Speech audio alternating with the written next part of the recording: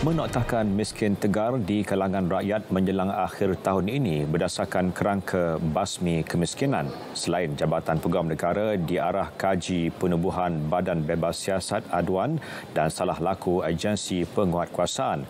Perkara itu antara yang disentuh di Dewan Rakyat hari ini.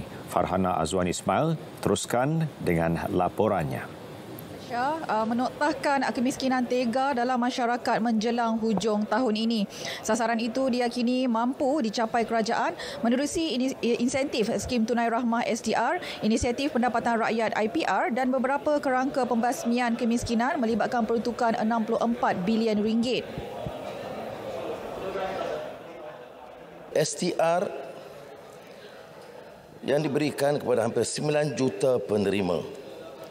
Saya perkembangkan ini kerana ia mencakup jumlah yang disebut kemiskinan tegar dan oleh kerana semua jabatan dan kementerian yang terlibat ini dikerahkan, saya yakin jumlah 130,000 ketua isi rumah ini mampu kita tangani dalam tahun ini juga, insya-Allah.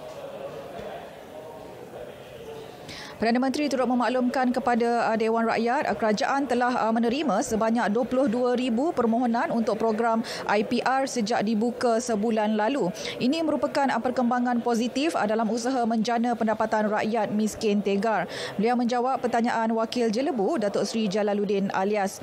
Baik, dalam perkembangan lain, SPRM bebas menjalankan tugas tanpa sebarang campur tangan daripada mana-mana pihak serta tidak tertakluk di bawah arahan Perdana Menteri berdasarkan peruntukan undang-undang sedia ada.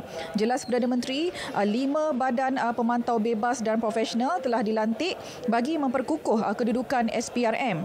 Badan itu ialah Jawatan Kuasa Khas mengenai rasuah, Lembaga Penasihat Pencegahan Rasuah, Jawatan Kuasa Aduan, Panel Penilaian Operasi dan juga Panel Perundingan Pencegahan Rasuah.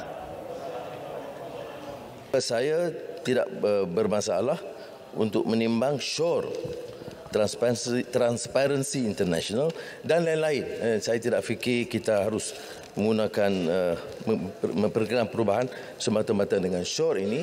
Kita juga tentulah sebaik ada perkembangan, SURE ini haruslah dikemukakan kepada Jawatankuasa Pilihan Khas Parlimen untuk meneliti supaya keupayaan SPRM itu akan dapat ditingkatkan dan tidak ada kekangan dan campur tangan yang dibimbangi akan menjejaskan usaha pelaksanaan membantras rasuah. Datuk Seri Anwar menjawab pertanyaan Wakil Masjid Tanah Datuk Mas Emiati Samsudin berhubung kesediaan kerajaan melaksanakan SURE daripada Transparency International Malaysia supaya SPRM diletakkan di bawah bidang kuasa Parlimen dan bukannya di bawah Jabatan Perdana Menteri.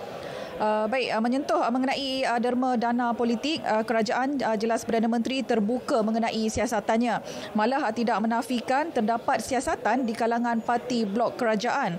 Namun tegas Datuk Seri Anwar, semua pihak harus memahami undang-undang mengenai derma dana politik dan kaitannya dengan kegiatan rasuah.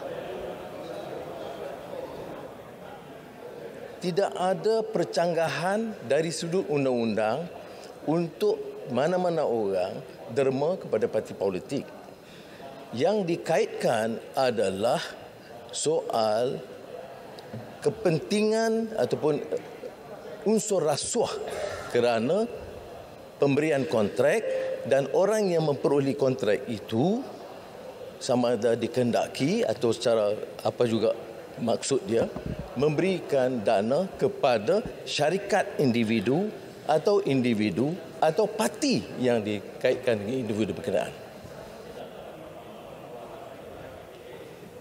Perdana Menteri turut memaklumkan kerajaan sedang mengkaji cadangan untuk pemisahan peranan pendakwa raya daripada Peguam Negara agar tidak timbul pendakwaan terpilih dan campur tangan politik. Beliau menjawab pertanyaan Ahli Parlimen Rantau Panjang Datuk Siti Zailah Muhammad Yusof.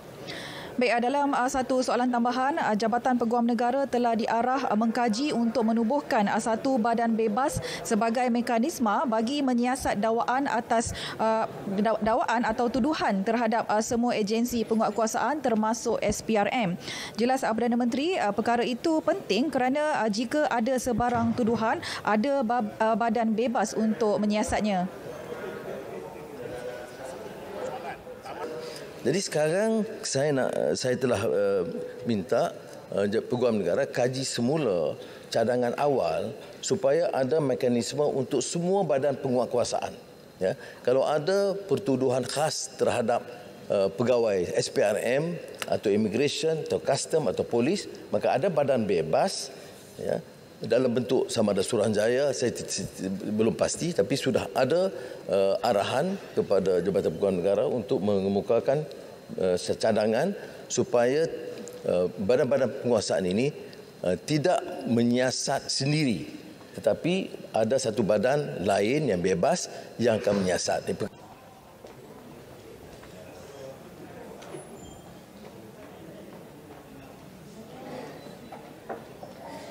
Dalam pada itu, di lobi bangunan Parlimen pagi tadi, Datuk Seri Anwar melepaskan konvoi Bakul Rahmah ke Tambun, Perak.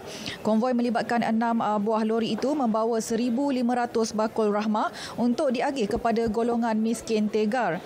Menurut Menteri Perdagangan Dalam Negeri dan Kos Sara Hidup, Datuk Seri Salahuddin Ayub, sehingga hari ini lebih 26,000 Bakul Rahmah telah diagih ke seluruh negara. Sumbangan berbentuk makanan asas daripada Yayasan Global Mesra.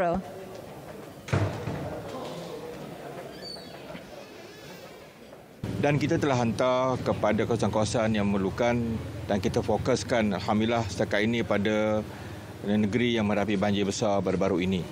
Jadi alhamdulillah pagi ini barulah Yang Perdana Menteri hadir sekejap. Itu pun beliau kata tak payahlah, tapi sebagai ahli parlimen beliau juga layak untuk mendapat, dan di kawasan beliau dan kita semua faham ada golongan miskin Tegar. Dan saya ingatkan lagi sekali bahawa Bakul Rahmah ini dia tidak seperti inisiatif lain, dia hanya mensasarkan golongan miskin Tegar sahaja. Jadi kita telah berikan amanah itu kepada sama ada parlimen ataupun penjaga pusat khidmat memastikan Bakul Rahmah ini hanya diberikan pada golongan miskin Tegar sahaja. Baik, ini pula mengenai Digital Nasional Berhad DNB. Sehingga Disember 2022, sebanyak 215 kontrak telah ditandatangani DNB melibatkan nilai keseluruhan 7.8 bilion ringgit. Menteri Komunikasi dan Digital Fahmi Fadzil berkata, daripada jumlah tersebut, perolehan sebanyak 138 kontrak adalah secara bidaan kompetitif atau tender terhad bagi 97% daripada keseluruhan nilai kontrak. Manakala 77 kontrak yang bernilai 3% daripada keseluruhan nilai kontrak telah dianugerahkan secara rundingan terus pada tahun 2021. Ketika itu, DNB baru ditubuhkan dengan matlamat melaksanakan rangkaian 5G dalam jangka masa singkat.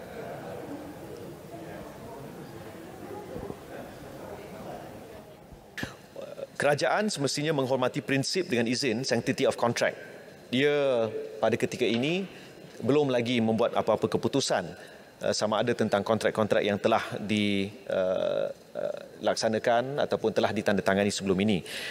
Walau apapun, Yang Amat Berhormat Perdana Menteri telah memberi penegasan bahawa ke depan semua kontrak ataupun semua kontrak-kontrak ini akan dilaksanakan secara tender terbuka.